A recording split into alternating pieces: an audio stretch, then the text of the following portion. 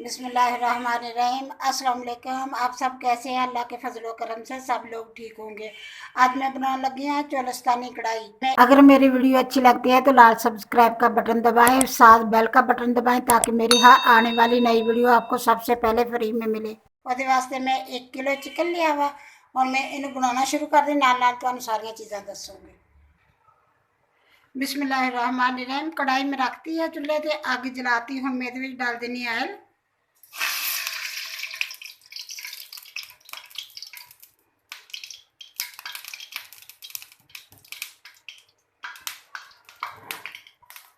एक कप मैं हल्दा डाल लिया, नाल ये डाल दूंगी चिकन।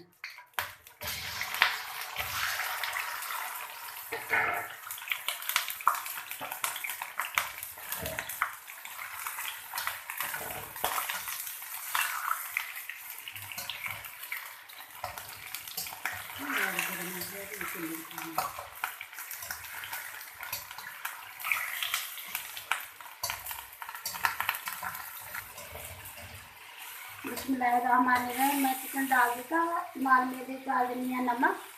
नमक तुसी आपकी मर्जी का डालोगे, जिन्ना मतलब हसबे जायका जिन्ना तुसी खाने उन्ना डालोगे।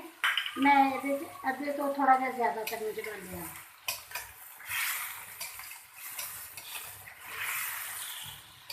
कई लोग नमक बहुत कम खाते, इसलिए कि नमक आपकी मर्जी का ही डालिया जाता। नमक होगी, मिर्च होगी, ये तुसी आपकी मर्जी का ही डालोगे। हम मैं इन्हें अच्छी तरह फ्राई कर लूँगी।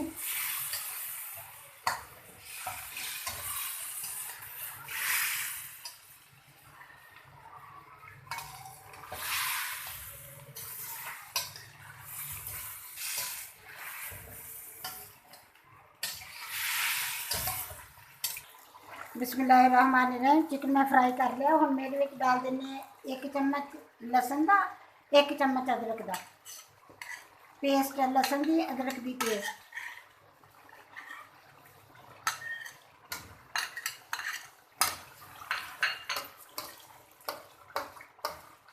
बस 1 मिनट वास्ते इन्हें पकाऊंगी।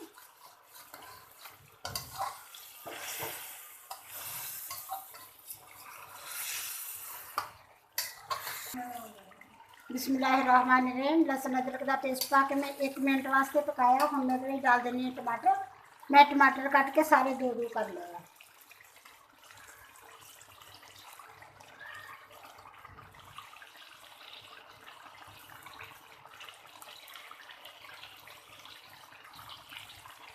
मैं 7 टमाटर डाले हैं। टमाटर बहुत बड़े नहीं से, दरमियाने से टमाटर, इसलिए मैं 7 टमाटर डाले। और मैं इन्हें हिला लूँगी अच्छी तरह।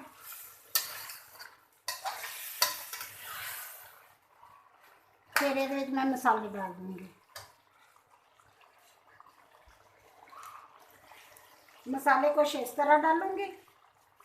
1 चम्मच लाल मिर्च का पीसी हुई का, 1 चम्मच लाल मिर्च कुटी हुई का लिया वा, 1 चम्मच भर के सुके धनिए का पीसे हुए का लिया, 1 चम्मच जीरे का लिया वा, आधा चम्मच हल्दी का लिया वा, आधा चम्मच काली मिर्च का लिया वा, आधा चम्मच मैं लिया वा गर्म मसाले का। लेकिन मैं गर्म मसाला अद्धे तो भी कम लिया, आधा चम्मच मैं फिर डालूंगी गर्म मसाला। और मैं इन्होंने डाल देनी सारा कुछ।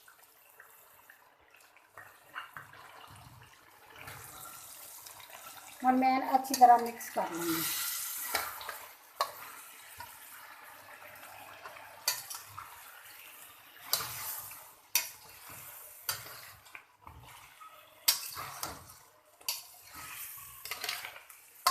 अगर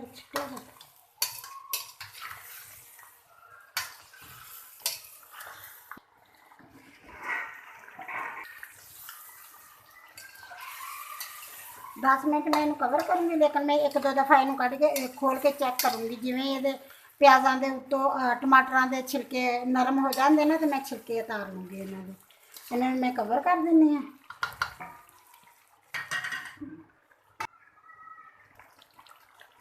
बिस्मिल्लाहिर्रहमानिर्रहीम। मैं टमाटरों के 5 मिनट होए से इनू पकदी ने इनू कढ़ाई में। तो हुण मैं क्या टमाटरों के छिलके उतार ला। छिलके नरम हो गए से, मैं क्या इन्हां दे छिलके उतार ला।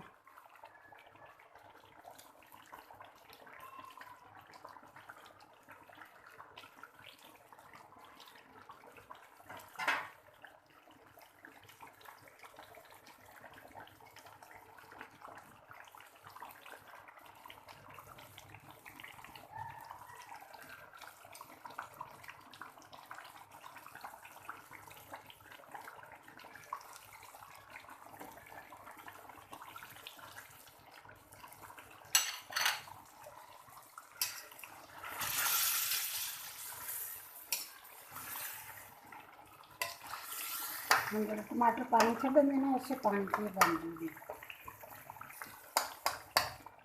बिस्मिल्लाहिर्रहमानिर्रहीम। छिलके मैं उतार लिया सारे टमाटरों ने, हमने अच्छी तरह क्रश कर लेनी एवं करके ना चम्मच नाल थोड़े थोड़े हो जाते, बारीक हो जाते, फिर सारे अच्छी तरह नाल मिक्स हो जाएंगे ताकि उमें ना रहे ना, बड़े बड़े उमें ना रहे।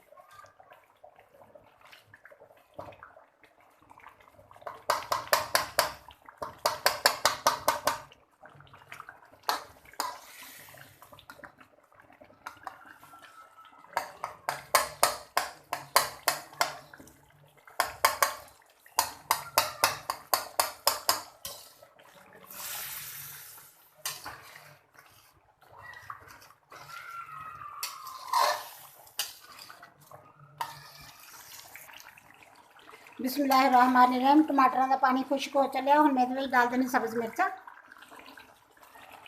नाल डाल दूंगी दही। 1 कप मैं दही लिया वा वो डाल दूंगी। कप लैके उन्हें थोड़ा जहा मैं फेंट लिया सीगा, मैं कहा इसलिए दियाँ फुटियाँ खत्म हो जाएंगी।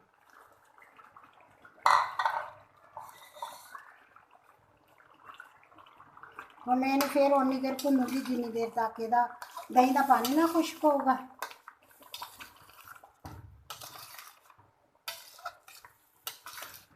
खुशबू तो माशाल्लाह बहुत अच्छी आती है।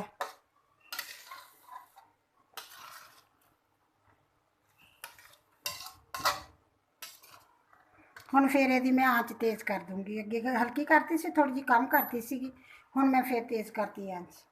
वैसे तो तेज़ आँच तो ही बनती, इन्नी ज़्यादा तेज़ तो नहीं बनती, लेकिन तेज़ आँच तो बनती है, बहुत हल्की तो नहीं बनती है।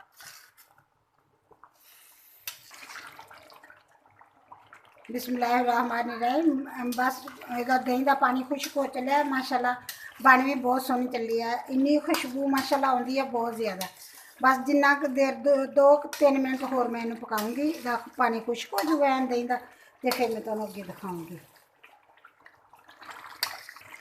बिस्मिल्लाहिर्रहमानिर्रहीम। मेरी कढ़ाई बन के तैयार हो गई है और मैं ये थोड़ा जहा डाल देनी गरम मसाला। मैं अगे कम डालिया सी, तुहानूं दस्सिया सी कि थोड़ा जहा डालूंगी होर,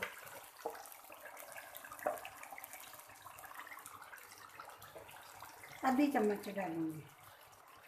ये डालो ना बाद जीरा भी होंगे, गरम मसाला सारा होंगे, तो माशाल्लाह बहुत अच्छी खुशबू आती है। हम मैं एक दफ़ा हिला दूँगी, माशाल्लाह खुशबू तो बहुत अच्छी आती है।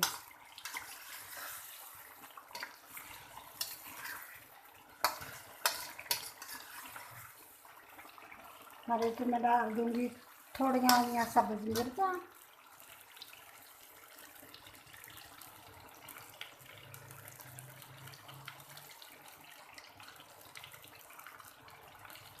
चूल्हा बंद कर दूँगी।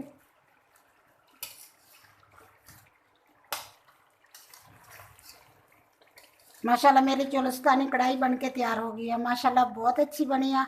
बनाया जे, ट्राई कराया जे, फिर मैंने दस्या जे बना के।